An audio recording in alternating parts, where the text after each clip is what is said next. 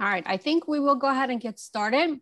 I just hit record. Thank you so much, everyone, for joining us for this Lunch and Learn, as Kevin pointed out. We are excited today to talk a little bit more in depth on one part of decluttering that I found very important, and we get these questions all the time. So my name is Olga St. Pierre. I am a real estate agent with Keller Williams Real Estate right here in our community. And the goal here today is just to provide you more value and resources and information. So we are in the middle of the spring, finally. I think everybody is very happy about that. Yeah. And a big part of decluttering that we talk about in our workshop is how to get rid of the stuff, right? Because we have sorted it. We figured out what we maybe potentially can throw away, but a lot of the older generations have things that they think that may be antiques, that may be valuable. So today I thought what we would do is invite someone who is a professional in this field, because our team gets questions all the time. Olga, what do we do with our baseball cards? We have a big collection of crystal and Lenox and furniture, and we think it's valuable, but we don't know who to turn to figure out, is it truly valuable or not?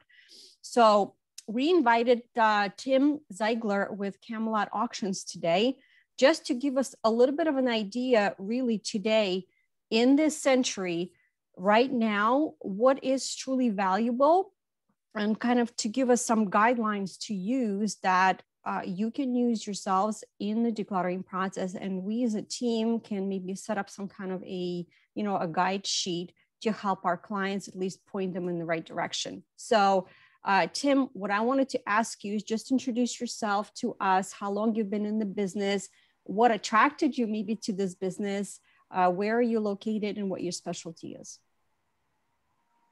Okay. My name is Tim Zeigler. I'm Director of Business Development for Kamelot Auction House. My role is to build a relationship to attract the great items that we offer at the auctions. I run that side of the business. So I'm client facing for our selling clients. Auctions typically have two sets of clients, the ones who sell the items and the ones who buy the items. We typically don't own as many things as most companies do because we don't really have things that we own ourselves typically. So we're selling for other people and we get a commission for doing that. So I've been in the business with Kamelot for 12 and a half years. I was first attracted to auctions because my father used to take me when I was 7, 8, 9 years old to pretend like he was helping my mother on Saturdays so that he could go out and buy things. So he loved to buy things at auctions. But even as a 7, 8, 9-year-old boy, I loved the idea of selling the items. It was exciting. There was 400 or 500 people there and they were talking about what a bargain they could get, how much they liked something. But I thought, this is cool. I want to sell. The price only goes higher. And all these years later, I don't know of any other business negotiation where the price only goes higher. I think auction is the only one that you're going to see. So I was attracted to that side of the business, which my father really never sold anything through auctions. He used to buy lots of things through auctions. So I've been attracted to that, and I've been going to auctions my whole life. My specialty is outreach and client facing. I am not a specialist in any one part. I'm not an appraiser myself. I do coordinate our appraiser program at Kamelot. So I certainly have some sense of values of things, but I am not trained as an appraiser. We have a 40,000 square foot gallery located in Philadelphia, right off East Allegheny Avenue. That's where our headquarters are. That's where we have our offices. That's where we store the items we're going to sell, and that's where we present them. In the COVID environment, we only have in-person visits by appointment. In a normal environment, we have 3 to 5 days of open previews. So anybody that is interested can come say. However, most of the clients look at the online catalog we produce. We do written catalogs too, but printed catalogs too, but they look at the online catalogs we produce to determine what they're looking to do, because the buyers are literally from all around the world. Did I answer all the questions you first asked me, Olga? Because I'm happy to keep going, but I don't want to just kind of wander around. If you have specifics you'd like me to focus on. No, that's perfect. Keep going. I'll chime in if there's anything or a clarification that I'm looking for. Thank you. So in working with auctions, what I'm really doing is, And what Kamelot's really doing is we're helping the clients identify what is valuable and what isn't. We don't have a charge for letting them know whether they can sell things. We're an upscale auction house. We're selling things that sell in the hundreds and thousands and tens of thousands and up. We're not selling box lots. We're not selling things that are maybe better for Facebook Marketplace and eBay and Craigslist and some of those options. But we don't charge to identify the items we can help with. We try to start with pictures or whatever the client knows about the item. Often they've had appraisals done for insurance purposes, so they know what the items are.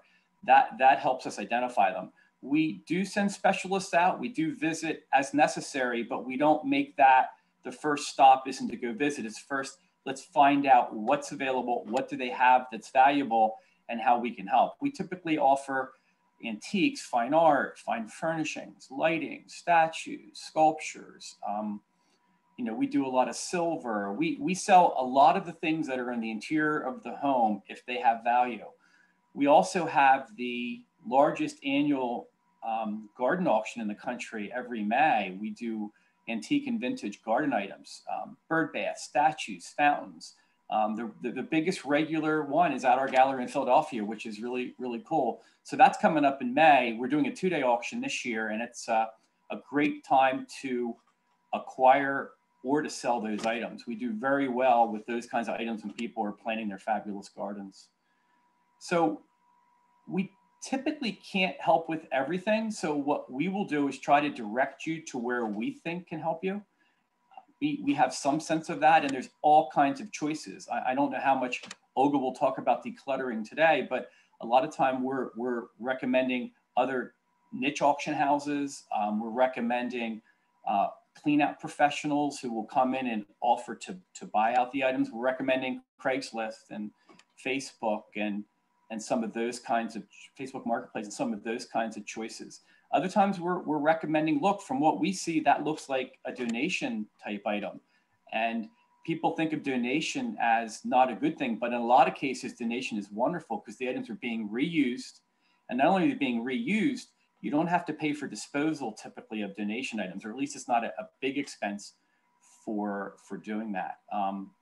I like to say that the auction business is one of the greenest businesses around. We are selling things that have already been made back for the exact reason they were intended, again, extending their life. That is about as green as it gets environmentally. And we're very proud of that part of our industry, and we're very proud to be part of that.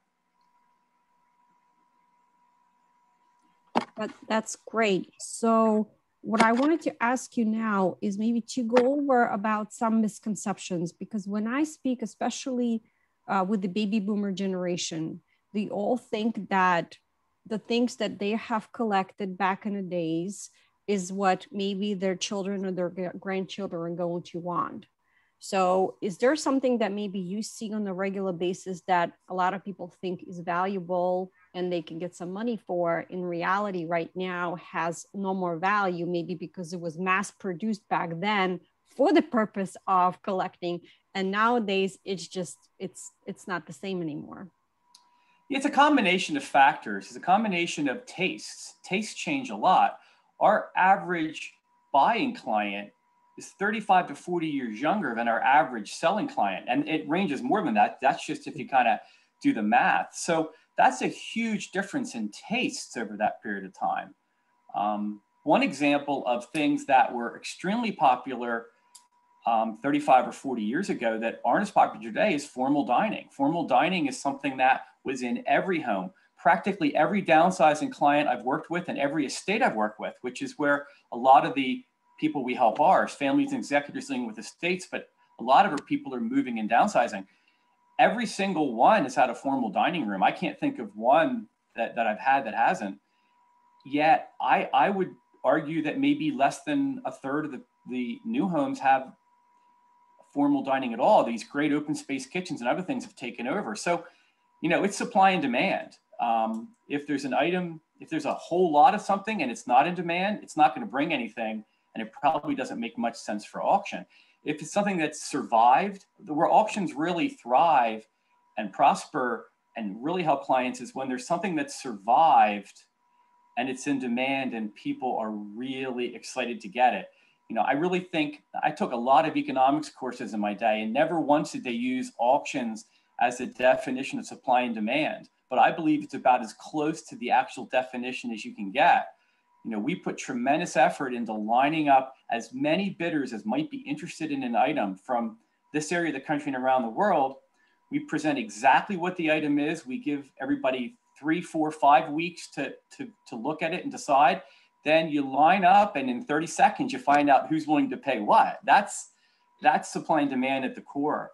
So where there's disappointments is a lot of our clients that are downsizing and selling the home where they raised their family and have been in for many years, haven't been acquiring real heavily for an awful long time. So they're not necessarily looking at what is currently popular among the younger buyers that are filling their house. The number of downsizing clients I've worked with that were still waiting for their 50-year-old children to take some items from their home when their homes are already filled is remarkable. The very best time to send things with your children is when they're first moving out. Ask them some of my clients did. They asked them, what would you like? And anything they wanted within reason, they said, take it now, because they realized they weren't going to probably take it 10 years later. And that's what largely is the case. They may want an item or two because they love you and because they have great memories, but they don't want memories in every room in their house. And they certainly aren't going to take away the things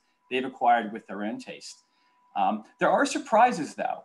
Mid-century modern furnishings have been one of the hottest things in the auction business now it's been a long time, 8-10 years.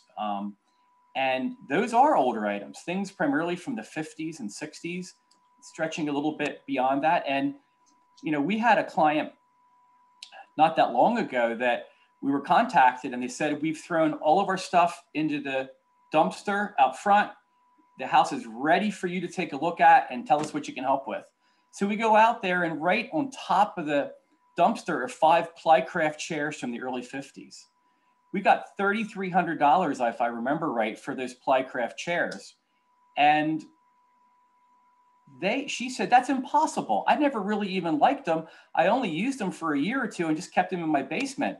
Well, so I said, that was great because your basement was dry. They're in great condition. And it's an example of how you can surprise people the other way too with those items. The other thing we're noticing as a trend is that mid-century modern, a lot of the buyers aren't necessarily looking for everything exactly from that era. They like the look. I call it Mad Men furnishings. If any of you watched the program Mad Men, they did a really good job of showing what the background of wonderful things that were available in that era. And they've become popular, I think, largely because our younger buyers tend to be not buying things that are as big because they're moving more often. They're not tending to buy houses as big as we had previously. And they like the clean lines of those items. They fit where they go. So I think that's part of the reason that's become so popular. But I do believe Mad Men was a factor in kind of pushing that demand. It really looks that way to me, because I still hear people talking about that other than me. So that's really kind of interesting too. So those are a couple of the things, but other things just evolve because they evolve.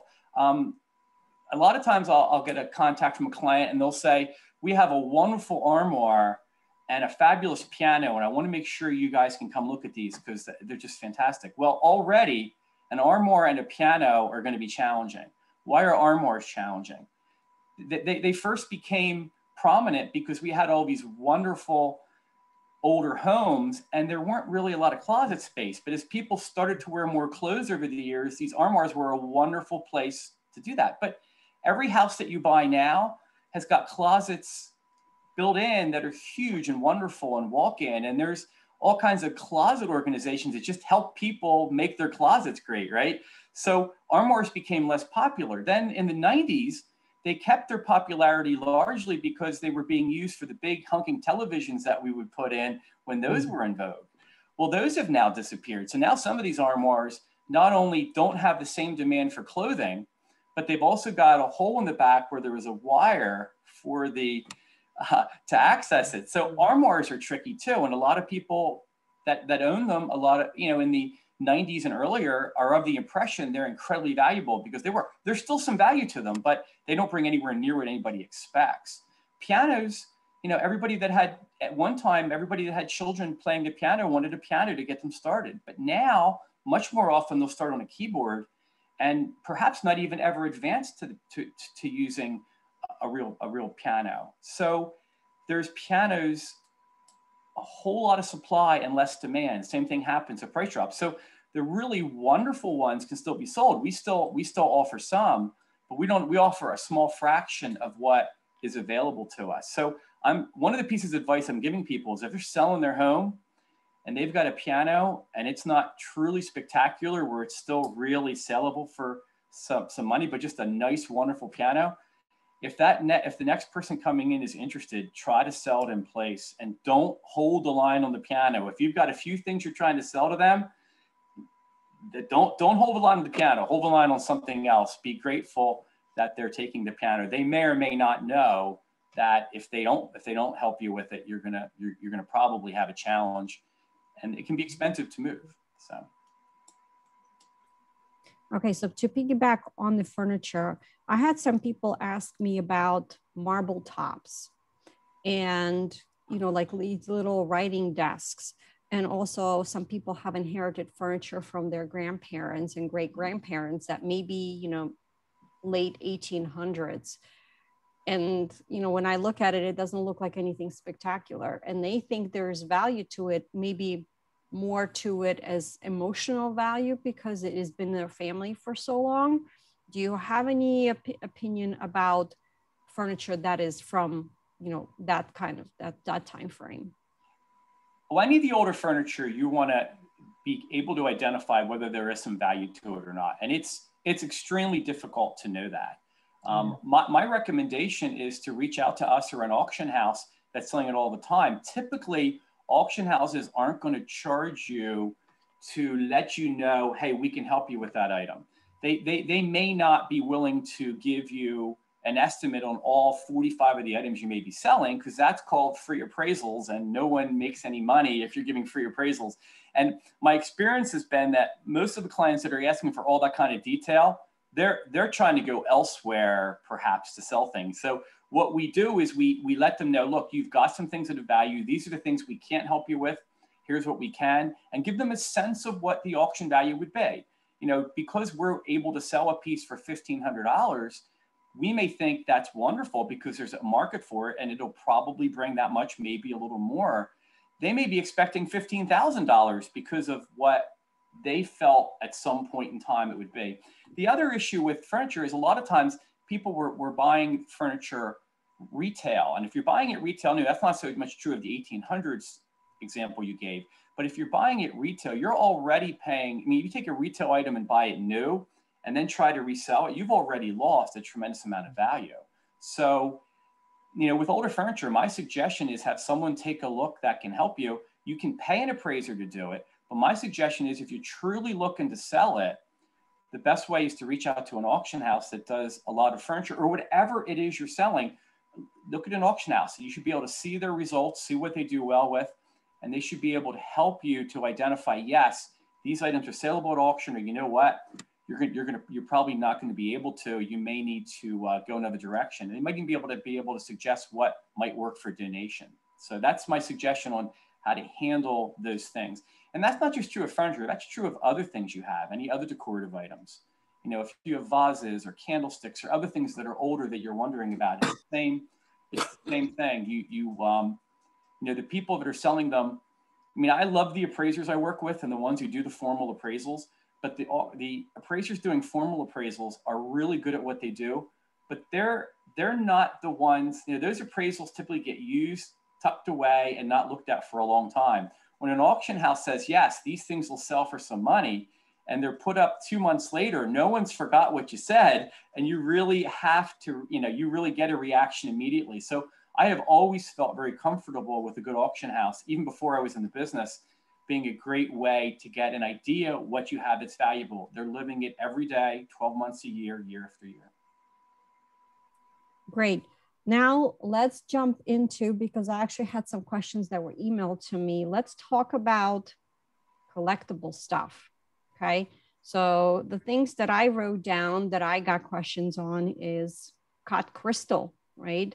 Things that maybe baby boomers got as part of their wedding gifts, Waterford crystal, formal china sets, Lennox, Hummel figurines, any other figurines. And then I also got question about model cars, baseball memorabilia, model kits and trains. So what are your thoughts on this kind of stuff?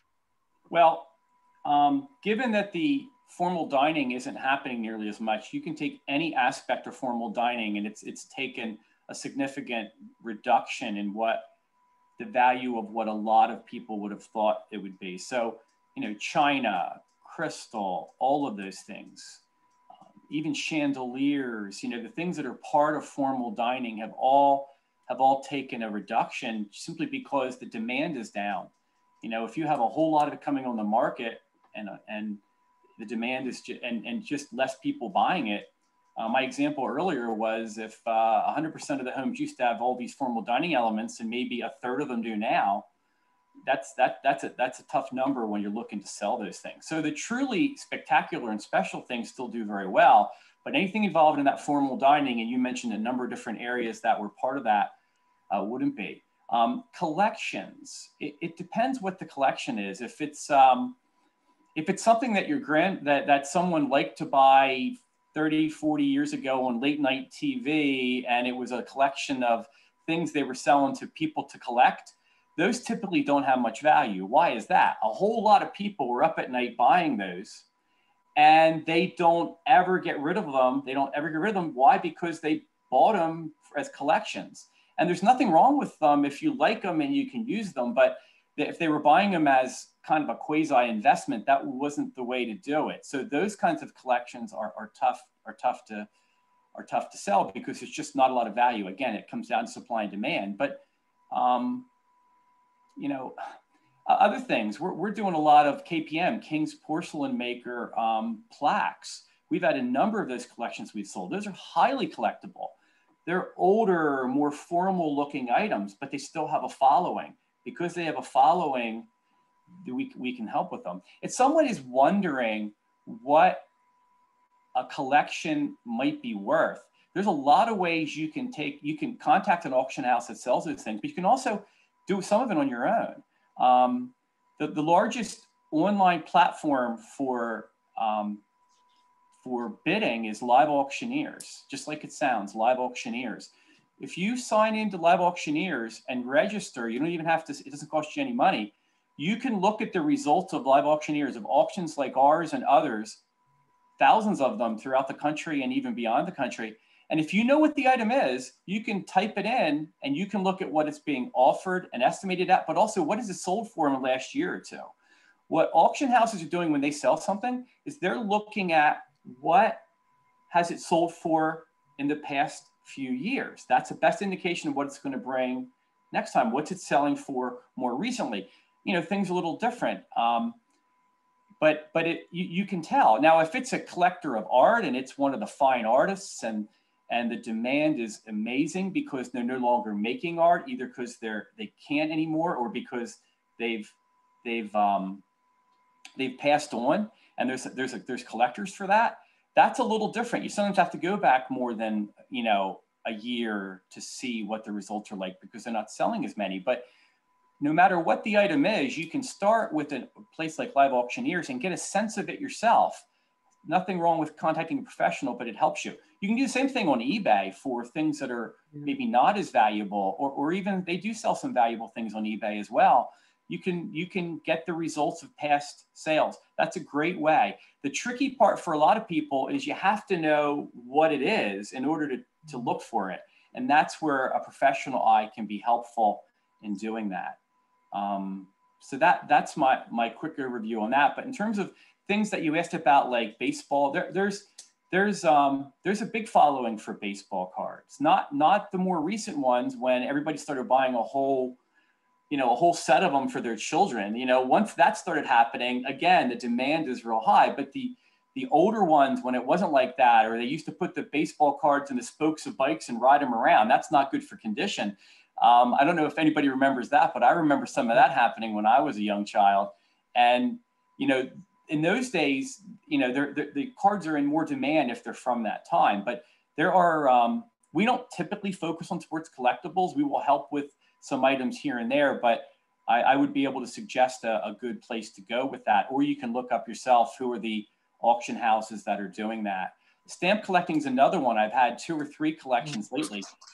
Anybody know any stamp collectors that are under 50? There's not many. And that can tell you right there that stamps are not holding up as a collectible item. There's just not, it's not being done as much. So as the older stamp collectors move on, whoever wants to buy those things is in lower supply. And again, the price drops. It just depends what you're collecting. Awesome. So I made some suggestions to have people make a list of a couple of things that they had questions on. So I just want to make sure you're game maybe for a couple of look at this and what do you think? Absolutely. Recognizing I'm not a trained professional, go right ahead.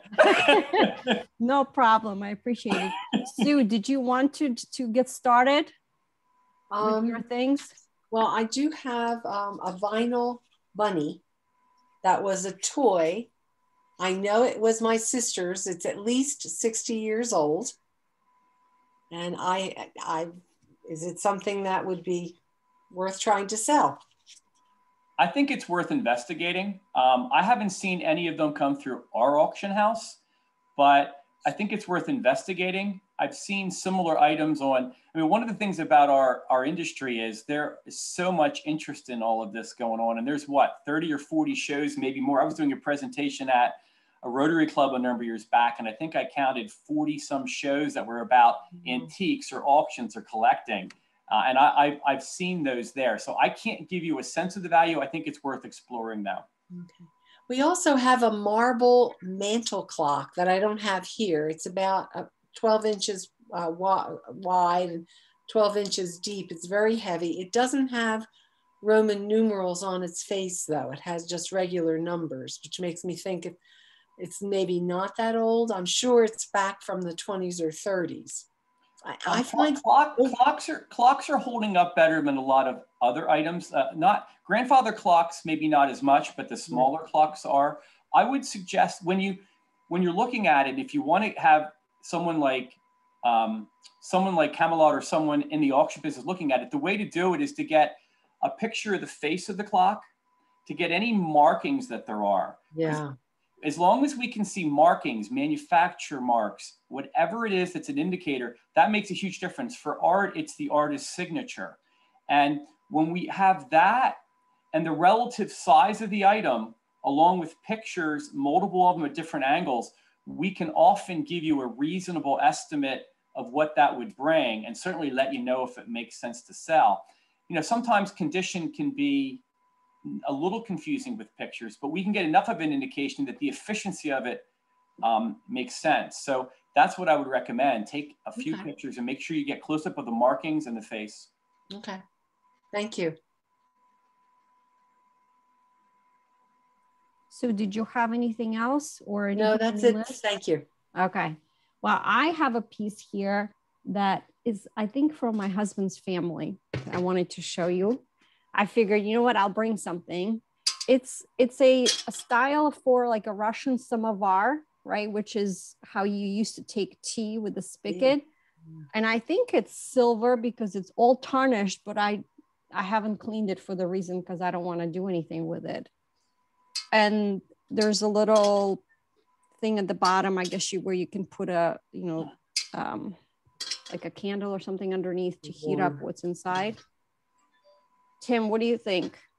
I think there's likely some value to it. It's fun. If it's made out of silver, there's definitely value to it because if it's made out of true silver, not plated, but real sterling silver, it's at a minimum worth the value of the silver. I see interesting things like that being offered regularly. So I would think you've got some value there. I wouldn't be able to give you a good estimate as to how much without someone getting a better look at it. But it's certainly fun, and it's the kind of thing that you would have a chance to do, to be able to sell. I would not put it in the category of donation. Yeah, right. I know there's some markings at the bottom, so maybe what I'll do is I'll take a picture and send it to you, just for. Send me a couple pictures. We'd be happy to give you an idea what we think it would bring.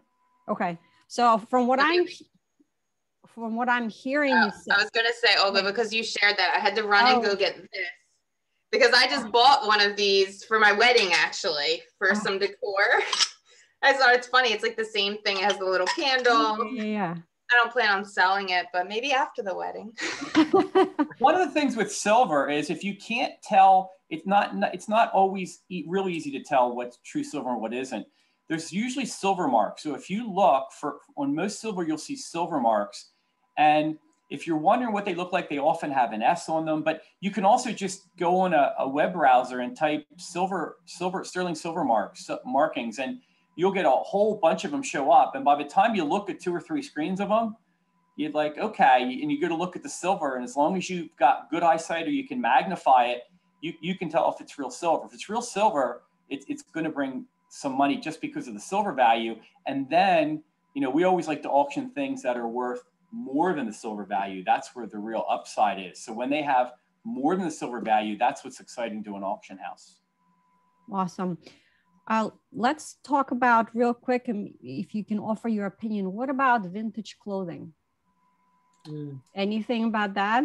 There seems to be, we don't really do clothing. Every now and then we'll do some, but there seems to be a lot of vintage clothing shops opening up, and I think it's worth exploring. There's more of an interest in that than I remember when I started with Kamelot 12 years ago. So I would say it's worth checking into, and see what you have. It's wonderful when clothing get reused too.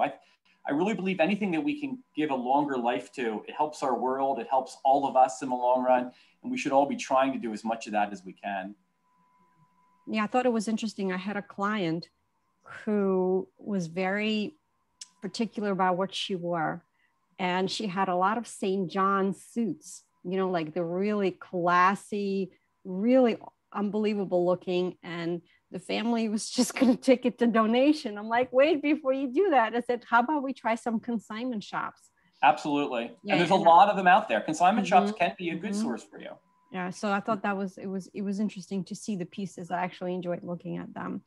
Well, I wanted to open it up for questions. And while you guys are thinking about questions, is there anything else, Tim, that you think that would be important for us to know? I know that I'm always looking to collect information to be as much help as possible to my clients. And to kind of piggyback on what you said, is one of the things that I stress to my clients when we are decluttering, or maybe we are in the process of getting the home ready to sell, whether it's now or a few months down the road, was that, number one, giving your kids and grandkids a deadline to come get their stuff, because if you don't, they use your house, their parents' and grandparents' house as storage. And the same thing is what I suggest to clients, is the fact that furniture is the hardest to get rid of. So furniture should be the first bulk items to consider doing something with, because of the weight, because of the, just the bulkiness of it. So is there any other kind of tips that you can suggest to us today?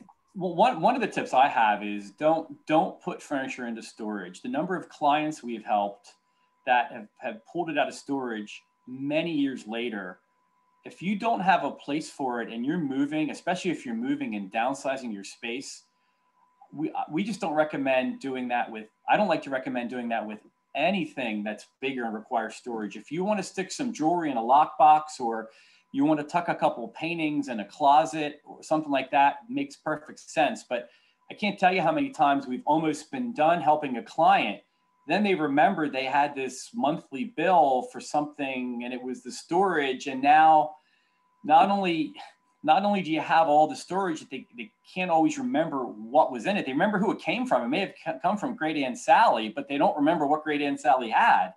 And it seemed emotional at the time, but all these years later, now you're trying to look at items in a storage unit. You can't take pictures of them very well. You can't, all of it gets more difficult. So don't put things into storage when you're moving, unless it's something you can handle really easily. The bigger items don't do that. And I do agree with you. It does make sense to work with the bigger items first. Now, another general suggestion that I have is one of the things I've seen number of clients and potential clients do that was I thought a big mistake is when they decided they were moving and downsizing, they called in someone who's a reseller to help them sell the things, and they helped them identify and sell 5, 6, 8, 10 items. Well, those resellers are buying them from you with the idea of selling them to somebody else, and they're building in as much profit as they can typically. And that can be really scary because you might be selling something to them for $500, $600, $700, and they're paying you $100 bills, but there's a chance that's worth dramatically more because the interests aren't aligned. One of the nice things I like to point out about auctions is we get a commission for doing it. Our interests are exactly aligned. The more your item brings, the better we promote it, and the better we get the bidders there, the more you get. And there's been any number of times we've gone out and visited a client, and then we went back to they said, oh, we want to use you, we really like you, and there were 6 or 8 items gone.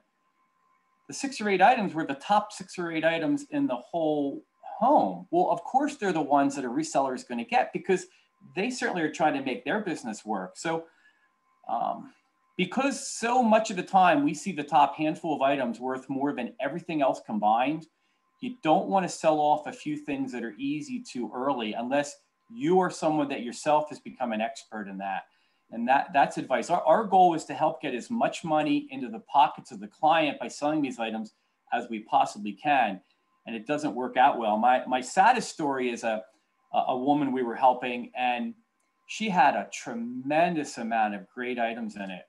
We went back and helped her, and she decided that she was going another direction. We, over the next 6 or 8 weeks, got 60% of the things that we were looking to take back into our auctions by someone who went in and bought them and gave them to us to sell. So she lost all that difference between what he paid her outright and what we received for her. And those are the saddest stories I run into when I see that happening. And a lot of times you're talking about older, often they're widows, they're lonely, and the nice guy that comes and talks to them and is friendly, it's just an environment where those things can go. It's really easy. They've got the truck right there. They're giving you the money right away. They just seem so nice and helpful. It's not really the same nice and helpful in a lot of those cases. And that's where it's really important that when the interests are aligned, it helps. That's my little commercial for that. I always like to share that anytime I'm speaking. Absolutely. What you're talking about is a conflict of interest, basically. They are not acting in your best interest. And they're not pretending to. Right. And then maybe they're being friendly, but they're not saying, I'm going to give you the most you can get for this item. Whereas auction houses are working to get the most they can. And, even some of the other ways of resellers, those resellers are working in your interest much of the time. Perfect. Great. Well, at this time, I wanted to open it up for questions. If there's anything else that you want to ask Tim, this is a great time to do it.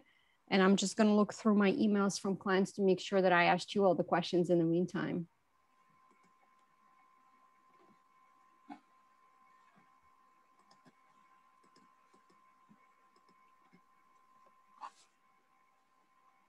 Olga, does the people that are attending, do they have my information, or should I put that in the chat box? Yeah, we're going to send a copy of this recording, okay, as well as all of your contact information to everyone that signed up. Great. And your contact information, everything will be at the bottom of the video as well for those who usually go back to our YouTube channel to look at the videos later as well. And Tim, if you have any brochures or flyers or any information that you'd like me to attach to that email, you can send it over to me. Okay, great. All right, Sue, is there anything else that you wanted to ask? Because I know we talked about antiques and appraisals a while back. I have a lot of silver coins, American silver coins. And I just haven't, my dad had sorted them by date, but I've not done anything with them at this point, but they have to go too. Coins are, certainly silver coins are valuable. We don't focus on coins. I do have a coin specialist that I have a lot of confidence in that can help you if you'd like that. So if you reach out to me, I'd be happy to make that connection.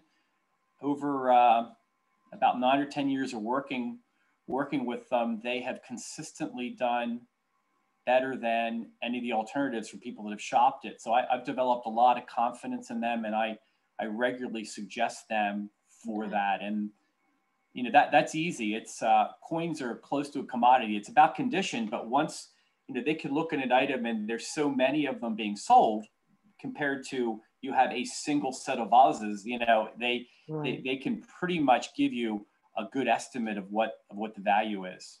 Oh, I would love to have that information. Thank you.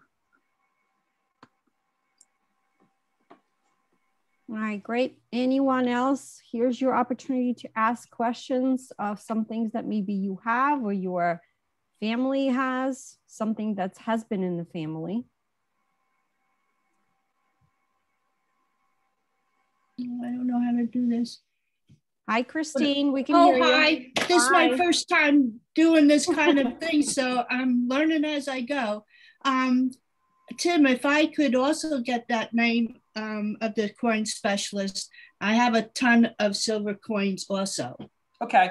Well, they're going to give you my information. If you reach out to me, I will be happy to make that proper connection professionally. Okay. All right. Thank you. You're welcome. Wonderful. And you sounded great. So good first shot at it. I get nervous about this stuff, but thank you. All right. Anybody else has anything else? And Tim, any last thoughts, parting thoughts for us? I just have to say, when I was asked to do this, I went and watched some, Jessica provided some of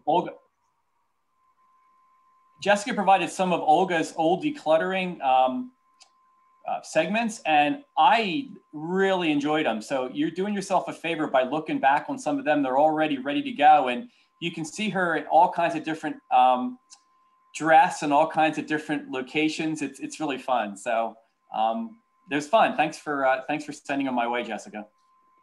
Oh, thank you. And what we always talk about is that eventually all of us has to move, and the first thing we have to do is declutter. We have to start with that. And what people don't realize is when we live in our houses 20, 30, 40 years or more, people don't realize how much stuff they accumulate. So what I always suggest to people when we talk about decluttering, start earlier than you have to, and do a little bit at a time. Even if you have a deadline or a time frame in mind, that's even more important, where you do a little bit every day, right? A little something. You're right. It's so much more difficult when you have so much to do that you just don't even know if you're going to get it done. It's so much more difficult, and you end up making decisions that you have to make real quick, which aren't always the best ones. Absolutely. So we're going to wrap up unless there's any questions. I just want to check and see in our chat box. What we will do is forward a copy of the decluttering workbook that we always do. Oh, good.